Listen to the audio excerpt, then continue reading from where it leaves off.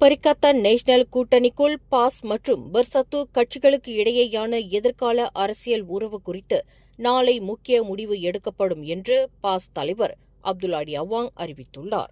இன்று கோலாலம்பூர் அனைத்துலக புத்தக கண்காட்சியில் ஈரான் இஸ்ரேல் போர் தொடர்பான நூல் வெளியீட்டு நிகழ்ச்சிக்கு பின்னர் செய்தியாளர்களை சந்தித்த அவர், இறைவன் அருளால் நாளை திங்கட்கிழமை இரவு நடைபெறவுள்ள மத்திய செயற்குழு கூட்டத்தில் இதுகுறித்து ஆலோசிப்போம் என்று தெரிவித்துள்ளார்.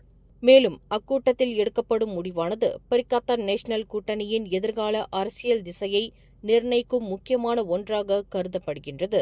இந்நிலையில் கடந்த மாதம் மாராங் ருசிலாவில் நடைபெற்ற சொற்பொழிவு ஒன்றில் கலந்து கொண்ட அடி அவாங், பர்சத்துவுடனான கூட்டணியை பாஸ் கட்சி மறுபரிசீலனை செய்து வருவதாகவும், அடுத்த பொதுத் தேர்தலில் தான்ஸ்ரீ முஹிடின் யாசின் தலைமையிலான அக்கூட்டணி இன்றி பாஸ் தனித்து போட்டியிடும் வாய்ப்பு பரிசீலனையில் இருப்பதாகவும் கூறியிருந்தார்.